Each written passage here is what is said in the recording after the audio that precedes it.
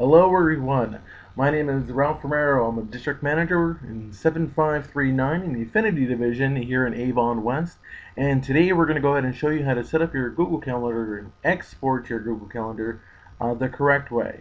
And the correct way being not using your Avon email address, and we're actually going to show you how to create a brand new Gmail account as well as Google account to set up your calendar the correct way. Now this is my personal desktop screen, so let's go ahead and bring up our internet browser. Okay, now that we have the Explorer up and running, my page automatically goes to Google, but let's say if your home page is something different, we'll go ahead to the address bar here or type in gmail.com. And once that page loads, we're going to go ahead and scroll here to the right, and we're going to go ahead and enter in our Avon email address and password. Now let's say if you already have a Google Calendar and you do not utilize your Avon email address, you're perfectly fine. This is a tutorial for those who have not gotten to that point yet. So now that we go ahead and enter our email address, we're going to go to the main Google page and go to calendars. Now that we have our calendar up and running, this is a test page. So you see I only have one calendar entry on here just for the purpose of this tutorial. So now we're going to go here in calendar settings and click on settings. Once that loads, we're in the settings tab. And now we're going to go ahead and click on calendar.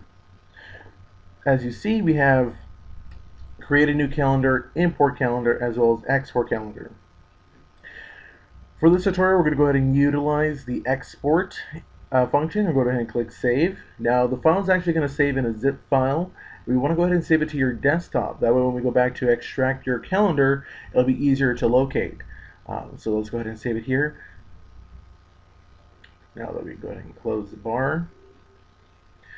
Now that we've gotten that done, we're going to go ahead and do the fun part. We're going to go ahead and sign out of this account and create a brand new Google account. Now let's go back here to the web address bar. We're going to type in gmail.com. And here's the Gmail site. And here in the very bottom you see where it says create an account. Let's go ahead and click that link.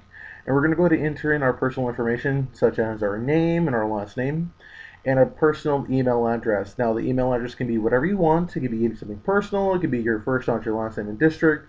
For the sake of this tutorial, I'm just going to use my first name and district number. And if you're not sure if that email address is going to work or not or anything like that, go ahead and click on check for availability and it'll let you know if the email address is currently being used or if it's available. It looks like this email address is perfectly good to go. So let's go ahead and enter our password, and make sure when you enter your password you enter something really safe and secure, something easy to remember but not too easy.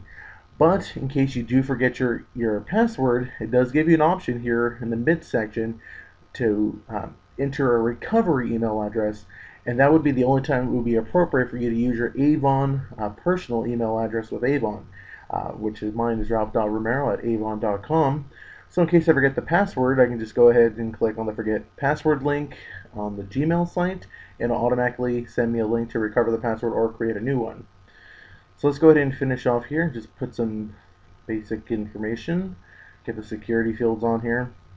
And you see right below here it has the terms and conditions. If you feel free to read those if you want. For the sake of this, we're just going to go ahead and skip forward and click continue. Now the pop-up will ask you if you want to have this set as a home page, either in your current tab or just basically your home page. For the sake of the tutorial, we're just going to go ahead and skip that part.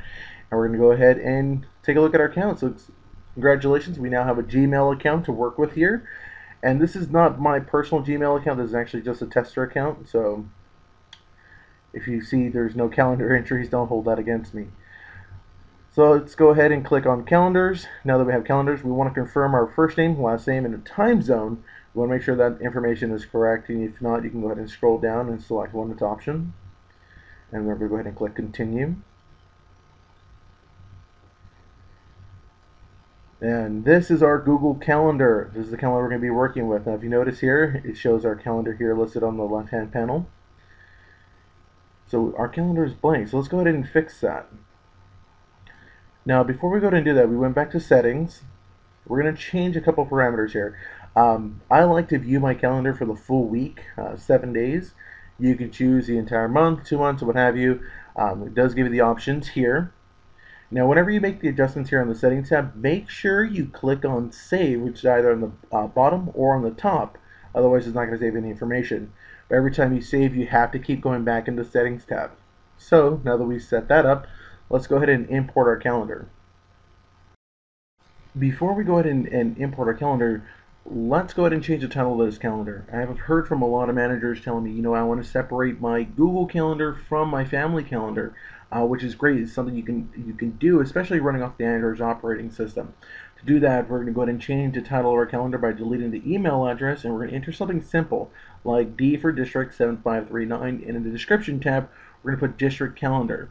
So let's say if you have a district calendar and a family calendar for trips and events, you can have that on there, and you can separate the calendars, especially on your phone, so you can have separate access points. So as you see here, we have our district number, D7539, as well as our district calendar, which means this is our district calendar uploaded on here. And on the side here, you can see where it says create new calendar. You can create as many calendars as you want. Let me go ahead and click out here. That's an accident. I'm sorry about that. Okay, so now that we have that completed, we're going to go ahead and import our calendar. Let's go back to our desktop screen and go back to our zip file. As you can see, our zip file here, we're going to open this up. And here is our calendar from our original Avon email address. We want to extract it by holding down and dragging it onto our desktop. As so, I already had it on here, so we're just going to go ahead and replace it.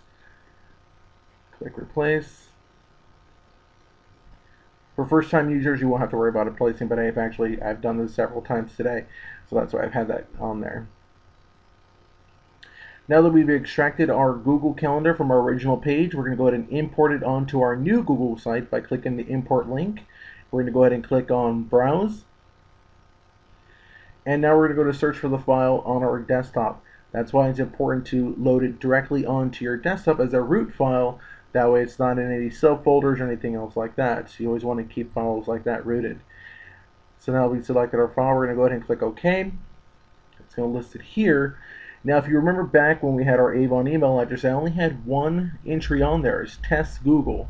So if this has been processed successfully, you're going to see one entry listed here. Let's go ahead and highlight that so you can see it. It's only going to be one entry, and it's going to tell you your calendar was uploaded successfully, which is great. That's what we want. So we followed all the steps correctly. Now that we have our Google Calendar from original page set up, we're going to create a new calendar, just like we mentioned earlier. So let's say if you wanted to keep your family appointments or trips and everything separated, you can. So we'll just name this one Family Calendar. And description will be personal.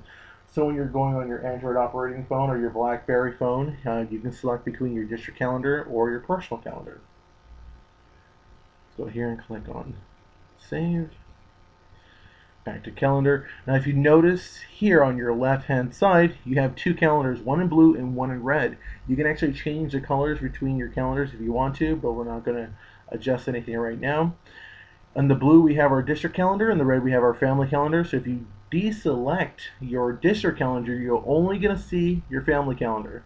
So you can enter in whatever events you want. So let's say we'll put in a doctor appointment at this date. Now we have that on there, and we can compare it to our district calendar. Or if you want to take our family calendar off, nothing changes. If we have somebody who's sharing, let's say one of our peers shared their calendar with us, you're going to see it here on other calendars. We don't have any other calendars set up on this page because it's a test site. So let's go ahead and set up the sharing links. Let's go to calendars. We're going to click on shared and edit.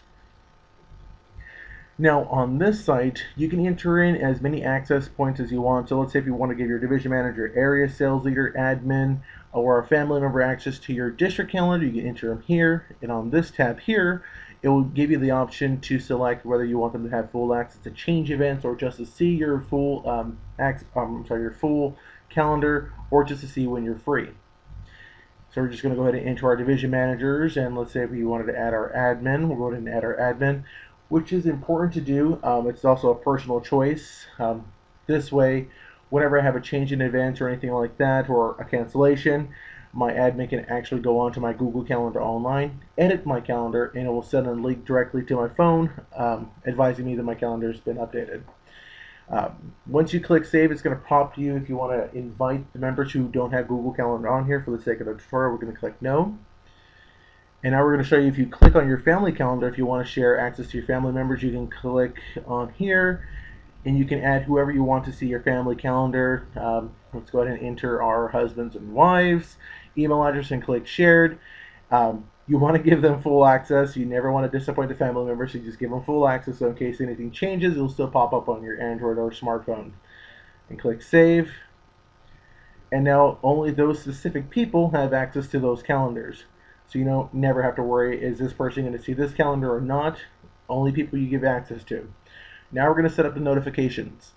Now, if you're running a smartphone or Android operating system, the phone actually sets up a direct link to your calendar, and it will give you automatic alerts.